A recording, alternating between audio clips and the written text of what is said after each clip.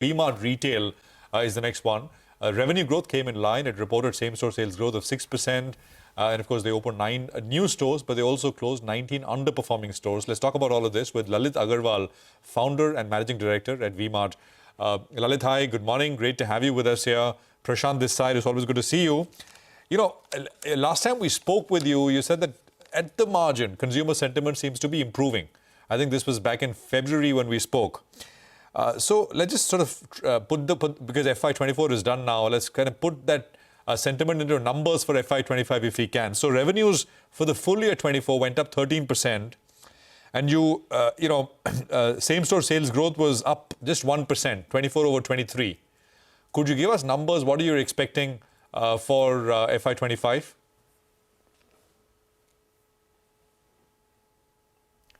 Lalit, I think you'll have to unmute yourself. Good morning. I definitely feel excited and a little more rejuvenated because we are seeing some comeback of the consumption getting witnessed for the last 2 months. March has been good. April has been good. The last quarter has been good, fairly good. So things are coming back to normalcy. We are feeling very excited. We should regain the lost number, which we haven't been able to do for the last 1 year or 1.5 years. So I think we should be targeting somewhere between 6 to 7% of like-for-like growth, and also try to grow some more stores so that we have a ballpark figure of total growth of around 13 to 15%. So that's what we are trying to achieve. 6 to 7% of this is same-store sales growth. And that's what we think. That's how our planning for the planning purposes we are projecting. And you don't know where does the camel is right now standing. We don't know which side does the camel sit down. So it's yet to come. A lot of things happening in Indian politics. A lot of things happening in the economy. So some of the stuff which is coming up are positive. So we are excited about it. So when you say there are signs of comeback in consumption, which are the pockets where you're seeing maximum amount of traction? And how is the demand environment in places like UP, Bihar, Uttarakhand, etc.? So we've seen a little bit of challenge in the state of Uttar Pradesh of late. But yeah, some part of it, we are seeing it coming back in the last 1.5 months. We saw some comeback coming in. We are also seeing some good growth coming in from the eastern part of India. We are seeing some good growth coming in also from Bihar.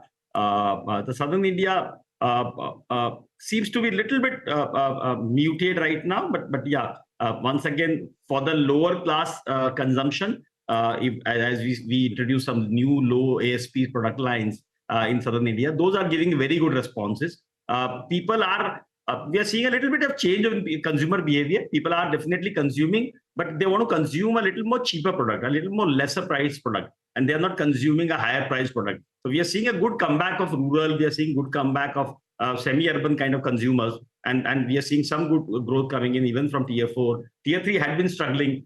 We are expecting that Tier 3 also will improve now. So these are some good signs which makes the economy very stronger. So we feel this should continue, and there is definitely some challenges that we had in these states of Madhya Pradesh, Rajasthan also. But there also we have been witnessing a good growth right from one or 2 months. So I think this is a good move if it continues. Yeah. So it's safe to say that the worst of the rural pain is now behind us, right, in terms of consumption? I mean, that's what I project, and that's how I plan. And this is what the pulse of the market that when we travel, we talk to the consumers, when we understand what's going on in their life. So we're seeing some of these things coming back, and people are becoming more confident. If the election results are great, and the confidence level can really get boosted, and more confidence will bring in more and more consumption. So what does this mean for your own store addition? What is the expected store addition in FY25? I think in 24, you opened about 46 stores. What's the plan now that rural demand is coming back? We plan similar numbers. We plan around 50 to 55, depending upon the good location, depending upon the number of stores that we get a good, where we can have really positive EBITDA and a good ROC. So those are decisions that we take depending upon the store location. But yeah, largely that's the number that we would project even this year. And we would also maybe close down still some more bunch of stores which are still low performing, or it will not be able to come back to the positive EBITDA numbers. Some of those actions we have taken aggressive actions in the last year. We'll continue taking some more action in this year as well. Lalit, just to sort of go back to margins, right? Now, you said that people are it's coming back. You're sounding cautiously optimistic. I think it's the right way to describe it. And you're watching and how things develop. Sure, but you also said that even within your consumer cohort, people are choosing to consume lower price products, right? Slightly more expensive, and that's not really where the action is. Could you, Lalit, I'm just going to come back to you. I just want to make a quick mention. 2 listings are up on your screen. So one is, of course, TBO Tech. We'll have the management with us in just a bit. The other one is Aadhar Housing. Of course, subdued kind of listing for Aadhar Housing. I think it's a flattish. The pre-open was indicating a flattish rate. It's down about 1%. But look at that. TBO Tech is up 54% on some 4 million shares right out of the gates. 1,411 or so on TBO Tech. So one bumper and one a little softish is what you have to begin these new 2 sort of listings. More on that in a bit from now, but back to Lalit Agarwal of V-Mart. Lalit, I was saying that to take your point that the consumption is happening on the lower end price products. What does it mean for margins? You did 7.6% in 24. What should we expect in 25?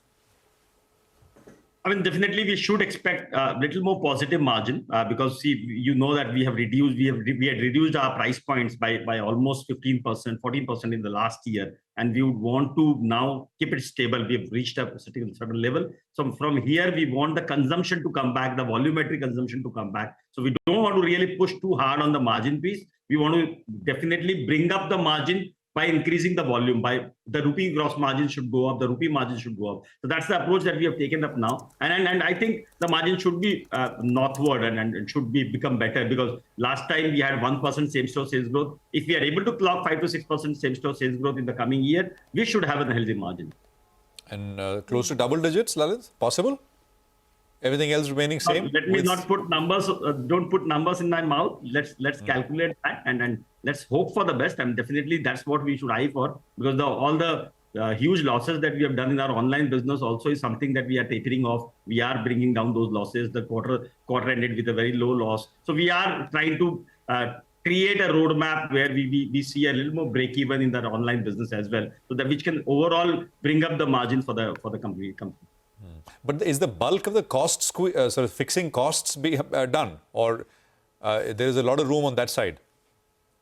So I think most of those are done, but still the business model of online is still not so profit making, and there are a lot of issues in terms of the whole logistic costs and the marketing costs and stuff. So we are trying to take more an omni-channel approach, where we're relying more on our V-Mart customers who are coming on the store, who can then latch onto the online piece or go on the store where they don't find sizes and they don't get those product lines in the store. So how they can get it at the home. So some of those pieces we are working on, so that we don't get into the trap of Meta and Google, so that we latch onto those social media marketing and performance marketing. So we are trying to go away with all of those pieces and try to have a very, very balanced approach. So that's something which draws and sucks a lot of money. Okay, thanks a lot for joining in. Appreciate your time here.